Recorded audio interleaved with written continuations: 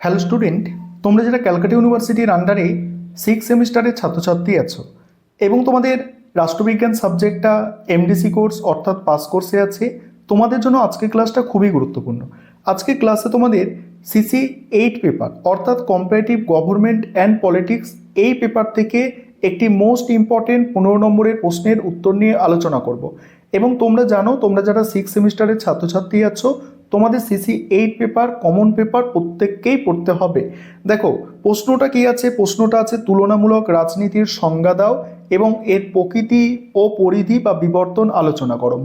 Most important প্রশ্ন এটা। দেখো প্রথমে ইন্ট্রোডাকশন অর্থাৎ ভূমিকা দিয়ে শুরু করবে। রাষ্ট্রবিজ্ঞানের আলোচনা ও গবেষণায় তুলনামূলক রাজনীতি একটি অপরিহার্য অত্যন্ত গতিশীল শাখা, একটা অপরিহার্য ও গতিশীল শাখা। অ্যারিস্টটল থেকে শুরু করে আধুনিক আচরণবাদী তাত্ত্বিকরা রাজনীতির স্বরূপ উপলব্ধির জন্য তুলনামূলক পদ্ধতির ওপর গুরুত্ব আরোপ করেছেন। সহজ কথায় বিভিন্ন রাজনৈতিক ব্যবস্থার মধ্যে সাদৃশ্য ও বৈসাদৃশ্য বিচার করে যখন সাধারণ সিদ্ধান্তে উপনীত হওয়া যায় তখন তাকে তুলনামূলক রাজনীতি বলে। তবে মনে রাখা প্রয়োজন, তুলনামূলক শাসন ব্যবস্থা এবং তুলনামূলক রাজনীতি এক নয়।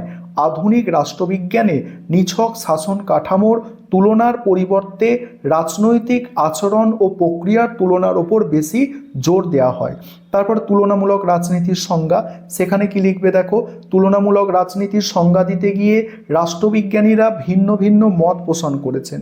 এডওয়ার্ড ফ্রিম্যান তিনি ইতিহাসের সঙ্গে রাজনীতির সম্পর্ক স্থাপন করে বলেছেন, তুলনামূলক রাজনীতি হলো সমকালীন ইতিহাসের তুলনামূলক বিশ্লেষণ।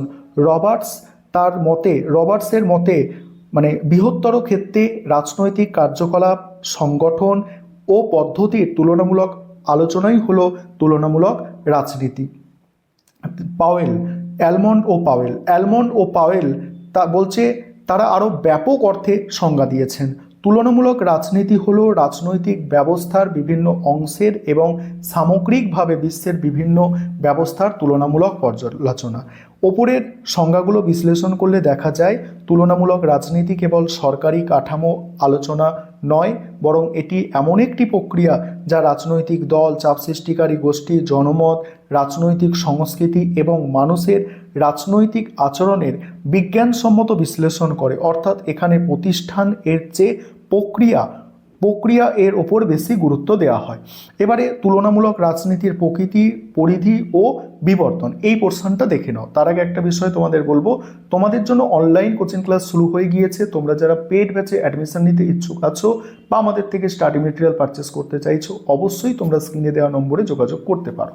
দেখো তুলনামূলক রাজনীতির প্রকৃতি, পরিধি, বিবর্তনটা বুঝে নাও। দেখো প্রথমত কি বলা হচ্ছে, প্রথাগত পর্যায়ে অর্থাৎ দ্বিতীয় বিশ্বযুদ্ধের আগে পর্যন্ত তুলনামূলক রাজনীতির প্রকৃতি ছিল সাবেক বা প্রথাগত। এই সময় আলোচনায় প্রাধান্য পেত নিছক সংবিধান, আইনগত কাঠামো এবং সরকারি প্রতিষ্ঠানের গঠন। এর পরিধি ছিল অত্যন্ত সংকীর্ণ এবং মূলত ইউরোকেন্দ্রিক অর্থাৎ আমেরিকা, ইউরোপের হাতে গোনা কয়েকটা দেশের শাসন ব্যবস্থাই তখন আলোচনার কেন্দ্রে ছিল।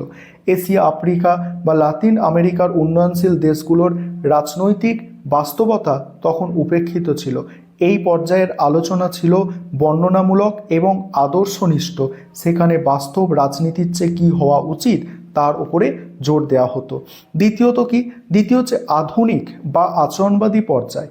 দ্বিতীয় বিশ্বযুদ্ধের পর এবং বিশেষ করে 1950 ও 60-এর দশকে আচরণবাদী বিপ্লব শুরু হলে তুলনামূলক রাজনীতির প্রকৃতিতে আমূল পরিবর্তন আসে। ডেভিড স্টন, অ্যালমন্ড, সিডনি ভার্বা প্রমুখ রাষ্ট্রবিজ্ঞানীরা বলেন, শুধু সরকারি কাঠামো দিয়ে রাজনীতি বোঝা সম্ভব নয়, ফলে এর পরিধি বিস্তৃত হলো। এখানে কি এলো, অপ্রাতিষ্ঠানিক উপাদান যেমন রাজনৈতিক দল, চাপ সৃষ্টিকারী গোষ্ঠী, ভোট দানের আচরণ, রাজনৈতিক যোগাযোগ প্রভৃতি বিষয়ে আলোচনার অন্তর্ভুক্ত হলো। দ্বিতীয়ত এলো কি, তৃতীয় বিশ্বের অন্তর্ভুক্তি। এশিয়া ও আফ্রিকার সদ্য স্বাধীন দেশগুলোর রাজনীতিক গবেষণার কেন্দ্রে চলে এলো। তারপরে এলো সমাজবিজ্ঞান লব্ধ দৃষ্টিভঙ্গি, রাজনীতিকে বোঝার জন্য সমাজতন্ত্র, তারপরে হচ্ছে অর্থনীতি ও নৃতত্ত্বের সাহায্য নেওয়া শুরু হলো। তারপরে হচ্ছে রাজনৈতিক প্রক্রিয়ার বিশ্লেষণ। রাজনৈতিক সংস্কৃতি, রাজনৈতিক সামাজিকরণ, রাজনৈতিক উন্নয়নের মতো ধারাগুলো যুক্ত হলো। বর্তমানে এর পরিধি আরও বেড়ে পরিবেশ আন্দোলন, নারীবাদ, সন্ত্রাসবাদ এবং মানবাধিকারের মতো বিষয়গুলি অন্তর্ভুক্ত করেছে। অর্থাৎ এর প্রকৃতি এখন আর বর্ণনামূলক নয়, বিশ্লেষণমূলক এবং অভিজ্ঞতাবাদী। তারপর কি উপসংহার? পরিশেষে বলা যায় তুলনামূলক রাজনীতি কোনো স্থির বিষয় নয়, এটি প্রতিনিয়ত পরিবর্তনশীল। আধুনিক রাষ্ট্রবিজ্ঞানে এর গুরুত্ব অপরিসীম, কারণ এটি আমাদের কুপমুণ্ডকতা বা সংকীর্ণতা থেকে মুক্তি দেয়। নিজের দেশের রাজনৈতিক ব্যবস্থাকে শ্রেষ্ঠ না ভেবে অন্য দেশের ব্যবস্থার সঙ্গে তুলনা করে আমরা রাজনীতির প্রকৃত সত্য উদ্ঘাটন করতে পারি। সুতরাং একটি সর্বজনীন ও বিজ্ঞানসম্মত রাজনৈতিক তথ্য গড়ে তোলাই হলো তুলনামূলক রাজনীতির মূল লক্ষ্য। এইভাবে তোমাদের প্রশ্নের উত্তর গুছিয়ে লিখতে হবে।